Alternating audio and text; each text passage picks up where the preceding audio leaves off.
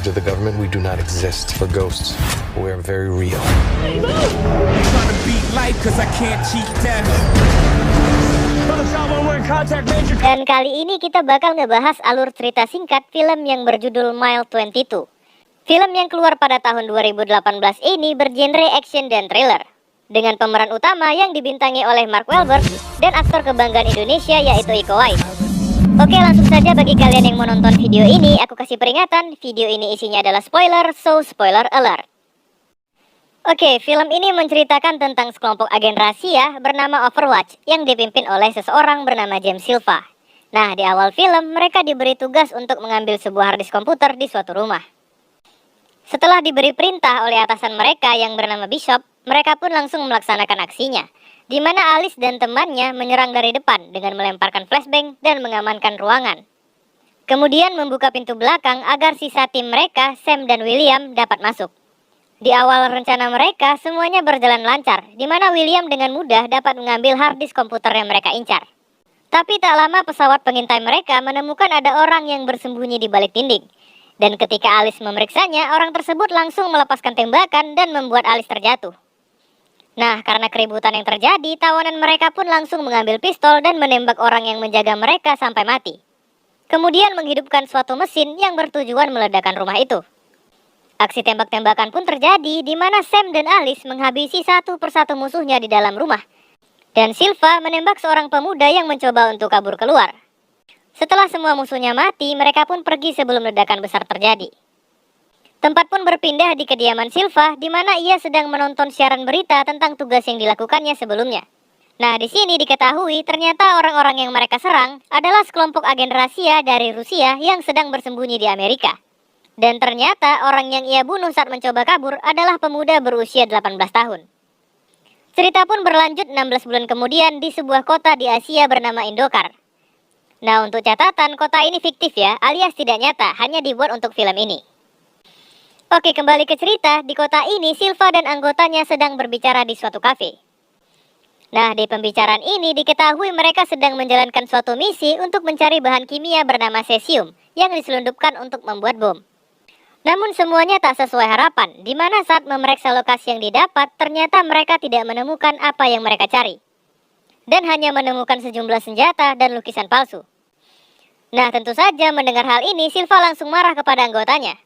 Untuk informasi, Silva memiliki sedikit sindrom hyperaktif yang membuatnya mudah sekali marah kepada orang di sekitarnya. Tempat pun berpindah ke dalam pesawat yang berada di suatu bandara yang ada di Moskow, Rusia, di mana mereka berencana untuk membunuh seseorang bernama Linur, yang merupakan seorang polisi di kota Indokar. Dan benar saja, tak lama Linur dengan mobilnya menerobos ke kedutaan Amerika dengan membawa suatu alat kecil, kemudian ditangkap dan diinterogasi. Nah, di sini diketahui ternyata Linur adalah informan yang bekerja untuk Amerika. Dan ia meminta perlindungan kepada Amerika untuk membawanya keluar dari kota Indokar. Dengan imbalan, ia akan memberikan password atau kata kunci alat yang ia bawa, yang ternyata berisikan lokasi cesium, yaitu bahan pembuat bom yang mereka cari. Dengan catatan, jika tidak dimasukkan password atau kata sandi dalam 8 jam, alat itu akan menghapus datanya sendiri. Mendengar hal ini, tentu saja Alice tidak percaya. Namun Linur menyuruh mereka untuk memeriksa lukisan yang mereka dapat sebelumnya. Dan benar saja, ternyata di balik lukisan tersebut mereka menemukan cesium yang disembunyikan. Cerita pun berlanjut di mana kedutaan besar Amerika didatangi oleh Menteri Luar Negeri dan Kepala Polisi Indokar yang bernama Axel. Nah, kedatangan mereka ke sini adalah untuk meminta Amerika menyerahkan Linur dengan tuduhan sudah berkhianat kepada negaranya sendiri. Percekcokan pun terjadi antara Silva dan Axel, di mana Silva dengan gaya sok hebatnya bersikeras tidak mau menyerahkan Linur. Nah, di waktu yang sama, setelah diinterogasi, Linur menjalankan beberapa tes, mulai dari tes kebohongan, pengenalan sidik jari, sampai tes kesehatan.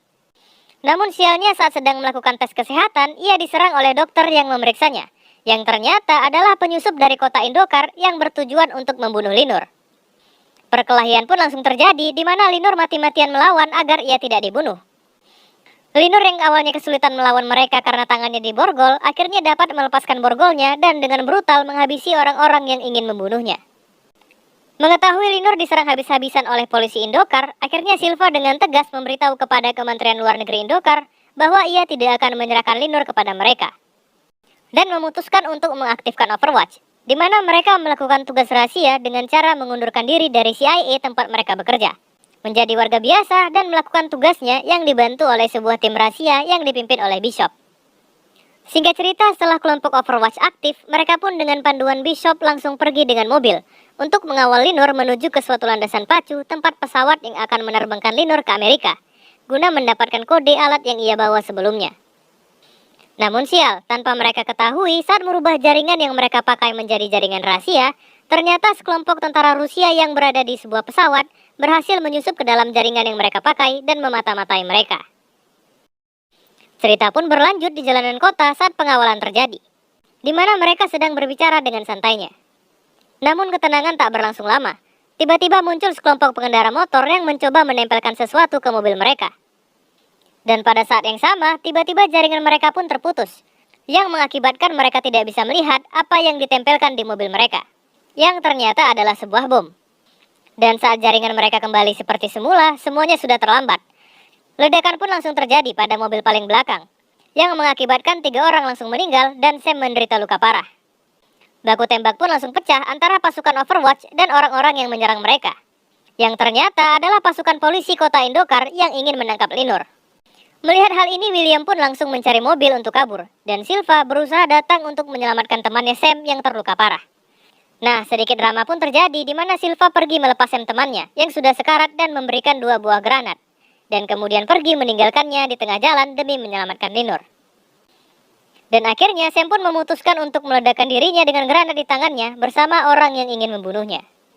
Tempat pun berpindah di sebuah mobil di mana mereka menuju tempat persembunyian. Nah, percekcokan pun terjadi di antara mereka di mana Silva menodongkan senjatanya kepada Linur karena merasa kesal dengan kematian teman-temannya. Singkat cerita, mereka pun sampai di tempat persembunyian mereka, di suatu toko roti di tengah kota. Nah, sesampainya di sana, semua berjalan dengan lancar, di mana mereka bertemu dengan si pemilik toko yang memberikan mereka amunisi.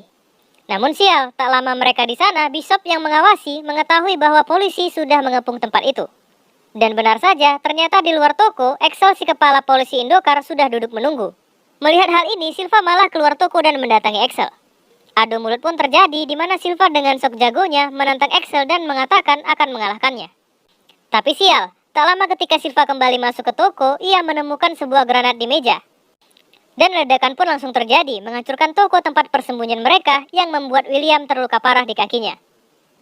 Baku hantam pun langsung terjadi, di mana 2 orang perempuan yang berpura-pura menjadi pelanggan langsung menghajar Silva yang mencoba untuk bangkit. Melihat Silva yang kesusahan melawan, Linur pun langsung membantunya. Dengan tangan terborgol, ia pun bisa mengalahkan lawannya, disusul dengan Silva yang menembak lawannya sampai mati. Setelah mengalahkan lawannya, mereka pun langsung kabur menggunakan mobil. Namun lagi-lagi mereka dihentikan oleh polisi Indokar yang menabrak mobil mereka dan langsung mengepung mereka di tengah jalan. Tak punya pilihan, Silva dan Alice terpaksa kabur ke sebuah gedung apartemen dan meninggalkan William yang sudah tidak bisa berjalan di mobil mereka. Nah, di sini drama pun terjadi, di mana dengan kekuatan terakhirnya, ia mencoba menembak satu persatu musuhnya. Namun dikarenakan kalah jumlah, ia pun akhirnya tumbang dan dibunuh oleh Axel dengan tembakan di kepalanya. Tempat pun berpindah di dalam gedung, di mana dengan arahan Bishop dan timnya, mereka mencoba untuk kabur. Namun sial, mereka tetap diikuti oleh polisi Indokar yang menyergap mereka, sehingga membuat Silva dan Alice terpisah karena mencoba melindungi seorang anak. Sedikit percekcokan pun terjadi antara Silva dan atasannya, yang menyuruhnya untuk meninggalkan Alice dan membawa Linur untuk kabur. Namun akhirnya, ia tetap memutuskan untuk mencoba menyelamatkan Alice. Silva yang awalnya tidak mempercayai Linur, akhirnya melepaskan borgolnya dan meminta bantuan Linur untuk menyelamatkan Alice. Aksi pun dimulai, di mana mereka menghajar satu persatu musuh yang mereka jumpai sampai mati. Tempat pun berpindah di sebuah ruangan di mana Alice menemukan jalan buntu untuk kabur. Nah, tanpa senjata, ia pun berpura-pura memecahkan kaca dan memohon kepada orang yang ingin menyerangnya. Tapi dengan pecahan kaca yang dipegangnya, ia pun berhasil melawan. Namun sialnya karena perbedaan tenaga, ia dapat ditumbangkan oleh lawannya dan hampir dicekik sampai mati.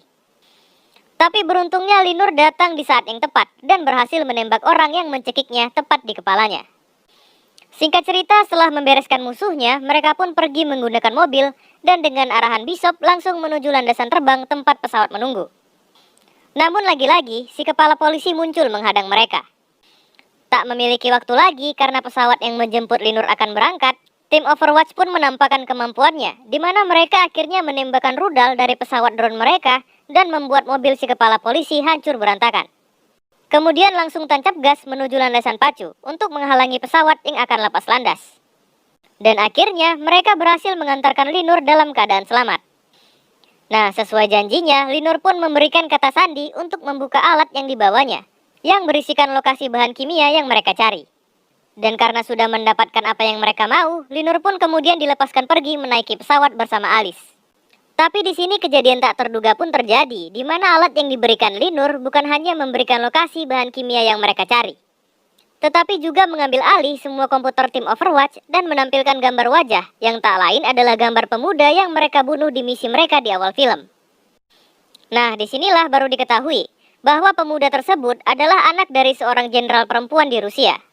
Dan tak lama setelah mengetahui hal ini, tim pengawas Overwatch pun langsung didatangi sekelompok pasukan Rusia yang datang membunuh mereka untuk membalaskan dendam atas kematian anaknya. Disusul di dalam pesawat, di mana Linur menyerang Alice dan juga mengambil alih kokpit. Tempat pun berpindah di sebuah ruangan, di mana Silva, satu-satunya tim Overwatch yang selamat, menceritakan kejadian yang ia alami. Nah, di sini diketahui ternyata Linur adalah agen rahasia Rusia yang diberi misi untuk menyusup dan memperoleh kepercayaan dari mereka guna membalaskan dendam anak si jenderal, yang tanpa mereka ketahui terbunuh oleh Silva pada misi yang lalu. Film pun ditutup dengan adegan di mana Linur berjalan dengan santainya dan film pun berakhir. Oke, sedikit review dari aku. Secara keseluruhan film ini memiliki cerita yang sederhana, namun sayangnya tidak dieksekusi dengan baik, di mana banyak adegan-adegan yang sepertinya hanya ditempel saja di dalam film tanpa memiliki nilai atau arti di dalam film ini. Walaupun memiliki ending yang bisa dibilang plot twist, namun ending di mana Rusia masuk terkesan sedikit dipaksakan, karena sepanjang film pihak Rusia tidak pernah sama sekali ikut andil dalam jalannya cerita. Nah, satu-satunya kelebihan dalam film ini adalah aksi silat Iko Uwais yang brutal dan sayang untuk dilewatkan.